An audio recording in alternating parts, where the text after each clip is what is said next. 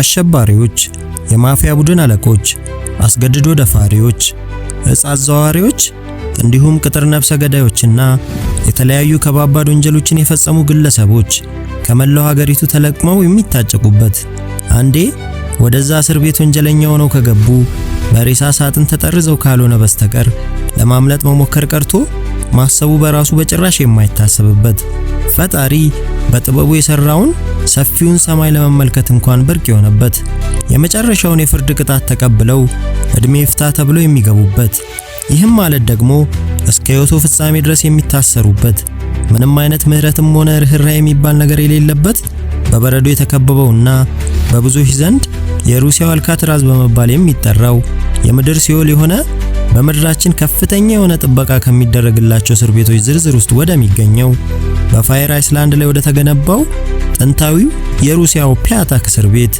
እንኳን በደህና መጡ።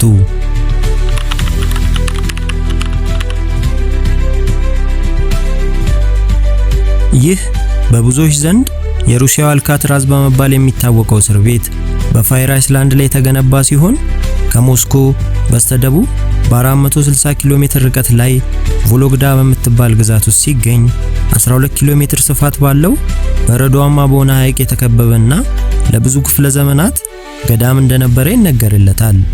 ገዳሙ በ16ኛው ክፍለ ዘመን በቅዱስ ሲሪል እንደተገኘ ታሪክ ይናገራል። ይህ ኦርቶዶክስ ገዳም በውስጡም የሽመና ሥራ የሚሰራበት ኖቮዝሮ ወይም ነጩ ሐይቅ የሚል ስያሜ ካለው ሐይቅ በላይ የሚገኝ ሲሆን በሳን ፍራንሲስኮ ባህረ ሰላጤ ከሚገኘው አልካትራዝ ከተሰኘው ዘግናኝ እስር ቤት ጋር የሚያመሳስላቸው ነገር ስለሚበዛ አብዛኛው ሰው የሩሲያው አልካትራዝ እያለ ይጠራዋል። በአካባቢው ይኖሩ የነበሩ ሰዎች በማታ ብርሃን ለማግኘት ሲሉ ችቦ ያበሩ ስለነበር ደሴቷም ፋየር አይስላንድ ወይም እሳቷ ደሴት የሚለውን ስያሜ እንዳገኘች ጸሐፍት ይናገራሉ። የደሴቷም ጎረቤት የሆነችው ስሎዋዲኪ የምትባለው ሌላኛዋ ደሴት የስሟም ስያሜ ጣፋጭ የሚል ሲሆን ለእስር ቤቱ ጠባቂዎች የመኖሪያ ስፍራቸው በመሆን እያገለገለች ትገኛለች። በዚሁ ስፍራና በኖቮዝሮ ሐይቅ ዙሪያ የሚገኙ ቦታዎች ላይ ጊዜ ገና ድሮ የቆመ እስኪመስል ድረስ አብዛኞቹ የእስር ቤቱ ጠባቂዎች እስከ ዛሬ ድረስ የሚኖሩት በሶቪየት ጊዜ በእንጨት በተሰሩ ደሳሳ ጎጆዎች ውስጥ ነው። በ1917 የተቀሰቀሰው የኦክቶበር አብዮት በጠቅላላው በፈጣሪ መኖር የማያምነውን በሃይማኖት ላይ ጭምር ጦርነት ያወጀውን ቦልሼቪክን ወደ ስልጣን ይዞ መጣ። በሩሲያ የሚገኙ ቤተ እምነቶች በጠቅላላ በዚህ ሰውዬ ፊት አውራሪነት ወደሙ። የቤተ እምነቱ ቄሶች በሙሉ ካሉበት ተለቅሞ ታሰሩ። ሃይማኖታዊ የሆኑ በጥንቃቄ በእጅ የተሰሩ ጥንታዊ ይዞታ ያላቸው ቅርሶች ተለቅመው አምላክ የለሽ በሆኑ አጋፋሪዎቹ እንዲወድሙ ተደረጉ። በገዳም ውስጥ የነበሩትን እምነታቸውን የካዱትን ከመቶ በላይ መነኩሴዎችን በጠቅላላ በማባረር እምነታቸውን አንክድም ብለው ደግሞ በአቋማቸው የጸኑትን ከወራት በፊት ለጸሎት በሚጠቀሙበት ክፍል ውስጥ በማሰር ገዳሙን የግዛቴ ጠላቶቼ ናቸው ላላቸው ሁሉ ማሰሪያ በማድረግ ወደ ማጎሪያነት ቀየረው። ከዚያ ጊዜ በኋላም በ1994 ይቺ ጉደኛ ደሴት የመጨረሻ ጨካኝና አረመኔ ለሆኑ ወንጀለኞች ከፍተኛ ጥበቃ የሚደረግላት ተመልሶ መውጣት ብሎ የማይታሰብባት ስፍራ ሆነች። ደሴቷም እድሜ ጠገብ የመጨረሻ የደህንነት ጥበቃ የሚደረግላት ከመሆኗን ባሻገር አሁን ላይ ከ200 በላይ የሚሆኑ ከመላው ሩሲያ የተለቀሙ እጅግ አደገኛና አስፈሪ ወንጀለኞች የሚገኙበት ሲሆን ታራሚዎቹ አራት ማዕዘን በሆነች ክፍል ውስጥ ቀሪ ሕይወታቸውን ሞታቸውን እየተጠባበቁ ይኖራሉ። በየትኛውም አጋጣሚ ለማምለጥ የማይሞከረው ይህ እስር ቤት ግድግዳዎቹ ከ80 ሴንቲሜትር እስከ 1.50 ሴንቲሜትር ድረስ የሚወፍሩ ሲሆን እነዚህን ግድግዳዎች በጠባቂዎች ሳይታዩ ቆፍሮና ቆርቆሮ ለማምለጥ ሞክራለሁ ቢሉ እንኳን ሙሉ ሌሊቱ አይበቃውትም። እንደው ይህም ተሳክቶሉት እድል ቀንቶት ከዚህ እስር ቤት ቢያመልጡ እንኳን ግዙፍ በረዷማ ሐይቅና ረግረጋማ መሬት ከፊት ለፊት ያጋጥሞታል። በአካባቢው በበጋ ወራት ከሆነ የአየሩ ሙቀት እስከ 35 ዲግሪ ሴልሺየስ ከፍ የሚል ሲሆን በክረምት ወራት ደግሞ የአየሩ ቅዝቃዜ እስከ -30 ዲግሪ ሴልሺየስ ዝቅ ያለ ንፋስን ያዘለ ከባድ ቅዝቃዜን መጋፈጥ ይኖርቦታል። የአየሩ መለዋወጥ ምን ያህል ከባድ እንደሆነ ሁኔታውን በቀላሉ ላስረዳውት። ሙቀቱ 35 ዲግሪ ሴልሺየስ በሚሆንበት ወቅት በቦታው ላይ ከባድ የሆነ ሙቀትና እርጥበት ስለሚኖር የእስር ቤቱ መታፈን ተደምሮ በስፍራው ላይ በሚገኘው ከፍተኛ የሆነ የወባ መንጋ ምክንያት የሰውነት እንቅስቃሴን በመገደብ ድካምና መዝለፍለፍን በማስከተል እስከ እብደት ደረጃ ሊያደርሱት ወይም ደግሞ ለሞት ሊዳርጎት ይችላል። በተመሳሳይ መልኩ የአየሩ ቅዝቃዜ ደግሞ ኔጌቲቭ 30 ዲግሪ ሴልሺየስ ሲሆን ከእስር ቤቱ አምልጠው እዚህ በረዷማ ስፍራ ላይ ቢገኙ ቀዝቃዛማ አየርን ካዘለ ንፋስ ጋር ፊት ለፊት ይገናኙና ለመሞት ከደቂቃዎች በላይ አይፈጅቦትም። ይህንን የተፈጥሮ ወጥመድና በጥብቅ ሰርቬላንስ ካሜራ የሚጠበቀውን እስር ቤት ቢያመልጡ እንኳን የእስር ቤቱን አደገኛ የሆኑትን የጥበቃ አባላትን ሲጋፈጡ ከዚህ እስር ቤት ለማምለጥ መሞከሩ ይቅርና ለማምለጥ ማሰቡ በራሱ እብደት መሆኑን ይረዱታል።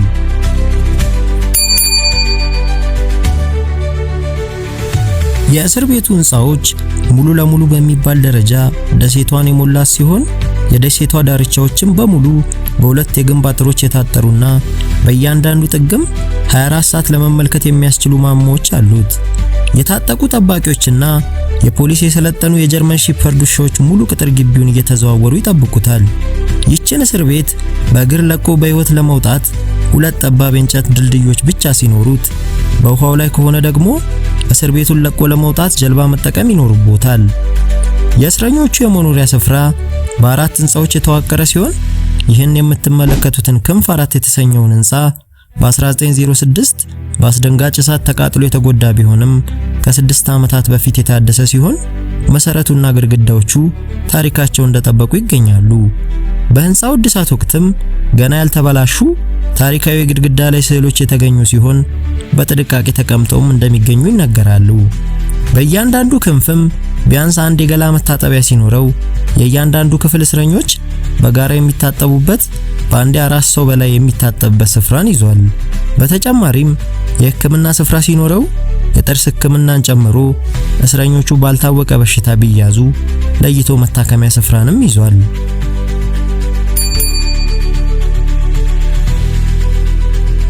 በእስር ቤት ውስጥ በቀኑ ክፍለ ጊዜ መተኛት ብሎ የማይታሰብ ሲሆን መተኛ አልጋቸው ይደረደርና ሙሉ ቀኑን እስረኞቹ ቆመው ወይም ሚጢጥዬ በሆነች ወንበር ላይ ቁጭ ብለው እንዲውሉ ይገደዳሉ። ይህ ሁሉ የሚሆነው ለተወሰነ ጊዜ እንዳይመስሉት በእያንዳንዱ ቀን ለተከታታይ 12 ሰዓታት በዚህ ሁኔታ እንዲያሳልፉ ይገደዳሉ። እንደው ተናደው ይሄ እንዴት ይሆናል ብለው አጓጉል የሆነ ጸባይ የሚያሳዩ ከሆነ ደግሞ ትንሽዬ ጨለማ ወደሆነች ክፍል ከአንድ የብረት ባልዲ ጋር ተደርገው ይላኩና በትንሹ ለ15 ቀናት ይቆለፉቦታል። እስረኞቹ የእስር ቤቱ የአየር ሁኔታ ምንም ይሁን ምን ቀን በቀን የልብስ ስፌትን ጨምሮ ሌሎች ከባባድ ስራዎችን እንዲሰሩ የሚገደዱ ሲሆን ከታሳሪዎቹ መካከልም በጨካኞቹ የክረምት ወራት ውስጥ በደካማ የብርድ መከላከያ ልብስ ምክንያት ከፍተኛ በሆነ ቅዝቃዜ በቀላሉ ሕይወታቸውን የሚያጡ ብዙዎች ናቸው። ከዚህ ሁሉ መከራ የተረፉት ደግሞ የጊዜ ጉዳይ እንጂ በጠባቂዎቹ ከፍተኛ የሆነ ድብደባ ስለሚደርስባቸው የእግርና የእጃቸውን ጣቶች ጨምሮ የሰውነት አካላቸው ላይ ጉዳት ስለሚያደርሱባቸው ለምሳሌ የህክምና ስፍራ ቢኖርም እርዳታ ስለማያደርጉላቸው አብዛኞቹ የአካል ጉዳተኞች ይሆናሉ። አንዳንዶቹ ደግሞ ወደ ምርመራ ክፍል ከገቡ በኋላ እምጥ ይግቡ ስምጥ ሳይታወቅ ሰዎቹ ተመልሰው ሳይታዩ ስለነሱም ሳይሰማ የውሃ ሽታ ሆነው በዛው ይቀራሉ። በቀን ውስጥ ከሚከውኑት እጅግ አታካሽ ስራዎች በኋላም ቢሆን ደግሞ እንቅስቃሴ ወደሚደረግበት ስፍራ በቀን ለ1 ሰዓት ተኩል ብቻ ይወጣሉ። ይህንንም እድል የሚያገኙት ጥቂቶቹ ታሳሪዎች ናቸው። የእረፍት ጊዜያቸውንም የሚያሳልፉት በተመቻቸ ክፍት ስፍራ እንዳይመስሉት በዚሁ በምትመለከቱት እንደ ልብ የመንቀሳቀስ ነፃነትን በሚከለክላቸው 2 በ2 በሆነ የተጠመዱ እንስሳት በሚያስመስላቸው በዛገ የብረት አጥር ውስጥ መሆናቸው ላይ ተደምሮ ማንንም ማውራት እንዳይችሉ ሲባል በዚሁ የብረት አጥር ውስጥም የሚገባው አንድ እስረኛ ብቻ መሆኑ ደግሞ ሲታከልበት ስፍራውን የምድር ላይ ሲኦል ያደርገዋል። አብዛኛውን ጊዜ እስረኞቹ የእስር ቤቱን ክፋትና ግፍ መቋቋም ሲያቅታቸው እንደ ማንኪያ፣ የሻይ ሲኒ ማንጠልጣዮችና የታሰሩ ሚስማሮች የመሳሰሉ ብረቶችን በማዋጥ ቤተሰብ ወደሚጠይቃቸው ሆስፒታል እንዲወስዷቸው በማሰብ ራሳቸውን ለመጉዳት ይሞክራሉ። ከዚህ ቀደም እስር ቤቱ በህይወት መውጫ መንገድ ሁለት ብቻ ነው ብያችሁ እንደነበር ያስታውሱ። እሱንም በእንጨት ድልድይ አሊያም በጀልባ። ነገር ግን ሁሉም ታሳሪዎች ከፒያታክ እስር ቤት ነፃ የሚወጡበት አንድ መንገድ ብቻ አለ። እሱም ከሞቱ በኋላ ለቀብር ብቻ ነው። የሟቹ እስረኛ ሬሳ ጠያቂ ዘመድ ከሌለው ደግሞ ደሴቷ አጠገብ ወደምትገኝ ትንሽዬ ሰፈር ወዳለች የመቃብር ስፍራ ይወስዱና አንድ ወይም ሁለት ጠባቂዎች በተገኙበት በስማቸው ምትክ መለያ ቁጥር ይሰጣቸውና በትንሽዬ ስነ ስርዓት ይቀብሯቸዋል።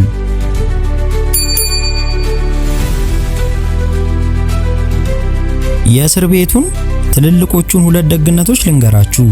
አንደኛው እንደው የመጨረሻ ጥሩ የሚባል የባህሪ መሻሻል ካሳዩ ከቤተሰቦ ጋር እንዲገናኙ እዛው እስር ቤት ውስጥ ለዚሁ ዓላማ ተብሎ የተዘጋጁ ክፍሎች ይፈቀድልዎታል። እሱንም በመጀመሪያዎቹ 10 የሥራ ዓመታቶች ውስጥ በአመት አንድ ጊዜ ለሁለት ተከታታይ ቀናት ብቻ የሚቆይ ጉብኝት ይኖሩታል። እያንዳንዱ ጉብኝቶችም ከ2 ሰዓታት አይበልጡም። እስረኞቹ ከቤተሰቦቻቸውና ከጓደኞቻቸው የሚላክላቸውን ፖስታ መቀበል ሲችሉ ይህም በአመት 2 ብቻ ይሆናል። ሁለተኛው ደግሞ ምናልባትም ይችን የምድር ላይ ገሃነም የሆነች እስር ቤት ለቀው ሊወጡ የሚችሉበት ጭላንጭል ዕድል ሊኖሮት ይችላል። እሱም በእድሜ ይፍታ ፍርዶትን ከተቀበሉ ከ25 ዓመታት በኋላ እሱንም ለነዚህ ሁሉ ዓመታት መልካም የሚያስብል ጸባይ ካሳዩና የተሻሻሉ ሁኔታዎች ካሉ ብቻ ነው። ይህም ሁሉ ሆኖ ግን የሚያስገርመው ነገር ደግሞ እስከ ዛሬ ድረስ እድሜ ይፍታ ተፈርዶበት ከዛች እስር ቤት የተፈታና የተለቀቀ ብሎም ያመለጠ አንድም ፍርደኛ በፍጹም አለመኖሩ ነው።